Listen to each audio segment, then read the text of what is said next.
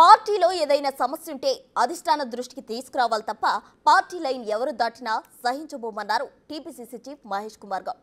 మీనాక్షి నటరాజన్ అందరికీ దిశానిర్దేశం చేశారని బిగ్ టీవీకి ఇచ్చిన ఇంటర్వ్యూలో వెల్లడించారు. అందరి పనితీరుపైన ఆరా తీసిన మీనాక్షి వారు చేయాల్సిన పనులేంటో వివరించినట్టు తెలిపారు.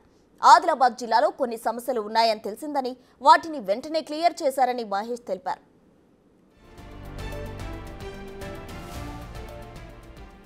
ఈ నెల 7వ తేదీన ఎమ్మెల్సీ అభ్యర్థులను ప్రకటిస్తామంటున్న టీపీసీసీ చీఫ్తో మా ప్రతినిధి Hema face to face. Meenakshi Natarajan parliament నియోజకవర్గాల వారీగా కూడా సమావేశాలను ఏర్పాటు చేస్తున్నారు. ఇందులో భాగంగా ఇప్పటివరకు 4 పార్లమెంట్లకు సంబంధించినటువంటి మీటింగ్స్ అయిపోయాయి.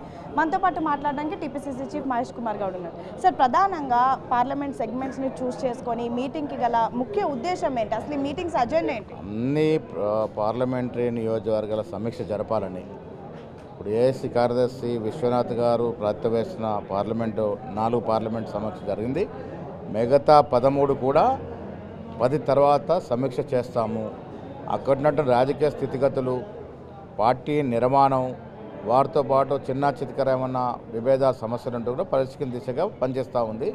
మీనాక్షి గారు కొత్తగా వచ్చినారు కాబట్టి వారందరినీ పరిచయం చేసుకుంటూనే వారికి ఇవ్వాల్సినటువంటి ఉపదేశాన్ని, వారికి ఇవ్వాల్సినటువంటి మెసేజ్ని ఈ మీటింగ్ ద్వారా ఇస్తూ ఉన్నారు. సార్, ప్రధానంగా మీ అధ్యక్షతతో ఈ మీటింగ్స్ అన్ని జరుగుతున్నాయి. ఎలాంటి సమస్యలను తీసుకొస్తున్నారు? ఏమైనా ప్రాబ్లమ్స్ ఉన్నాయని చెప్తున్నారా? వాటన్నిటిని ఎలా సాల్వ్ చేయబోతున్నారు? సమస్యలు చాలా తక్కువగా ఉన్నాయి. ఆదిలాబాద్లో 1-2 అసెంబ్లీ నియోజకవర్గాల ఉన్న సమస్య కూడా వాళ్ళ తీరిపోయింది. అందరికి కూడా ఒకే మాట చెప్తా ఉంది మీనాక్షి గారు, సమస్యలు ఏమున్నా పార్టీ నిర్మాణం అనేది ముఖ్యం. అందరూ కలిసికట్టుగా పనిచేస్తేనే భవిష్యత్తులో మీకు అవకాశాలు వస్తాయి. ఆ అవకాశాలు చేజార్చుకో ఉండాలంటే మీరందరూ కలిసికట్టుగా పనిచేయాలని ముందుకు పోవాలని చెప్తా ఉన్నారు. సార్, ఆదిలాబాద్ మీటింగ్ టైంలో సీతక్క కూడా హాట్ కామెంట్ చేశారు, నేను ఇంకా ఇన్ఛార్జ్గా ఉండను ఈ క్యాబినెట్ విస్తరణ జరిగిన తర్వాత అని. ఎందుకు అంత కామెంట్ చేయాల్సిన అవసరం ఏమొచ్చింది? ఆ కామెంట్ రాలేదు. ఎవరో బయట మీకు లేనిపోని కబురు చెప్పుంటారు.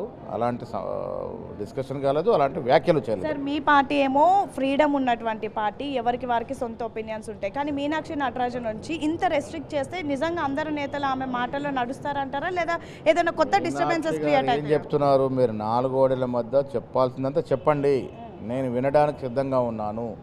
బయట వెళ్ళి ఒకరి గురించి ఒకరు మాట్లాడకూడదు. ఇది క్రమశిక్షణ నియమావళి.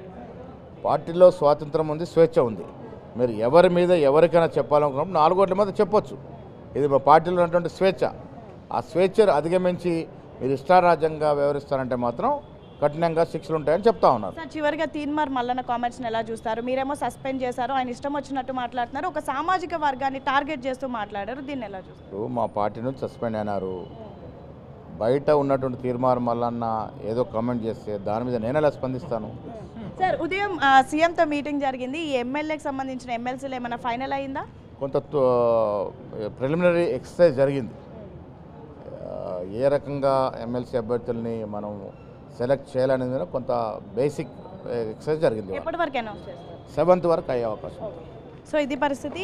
ఈరోజు ఉదయం సీఎంతో మీటింగ్ జరిగినటువంటి సమయంలో ఎమ్మెల్యే ఎన్నుకోబడినటువంటి ఎమ్మెల్సీ ఎన్నికలకు సంబంధించి డిస్కస్ చేశాము. అదేవిధంగా మీటింగ్స్ జరుగుతున్నటువంటి సమయంలో ప్రధానంగా ఎవరెవరికి ఏదైతే సమస్యలు ఉన్నాయో వాటన్నిటిని కూడా ఇన్ఛార్జ్ ముందుకు తీసుకొని వస్తున్నారు. వాటిని వీలైనంత త్వరగా క్లియర్ చేసే పనిలో ఉన్నాము. అండ్ ఇంకెవరైనా సరే ఏదైనా మాట్లాడుకుంటే 4 గోడల మధ్యలో మాట్లాడాలి, కానీ పార్టీ లైన్ దాటి ఎవరు మాట్లాడొద్దంటూ పదే నటరాజన్ వచ్చినటువంటి వాళ్ళందరికీ కూడా దిశానిర్దేశం చేస్తుంది అంటూ టీపీసీసీ చీఫ్ మహేష్ కుమార్ గౌడ్ చెప్తున్నారు. వీడియో జర్నలిస్ట్ శంకర్తో హేమ, బిగ్ టీవీ, గాంధీ భవన్.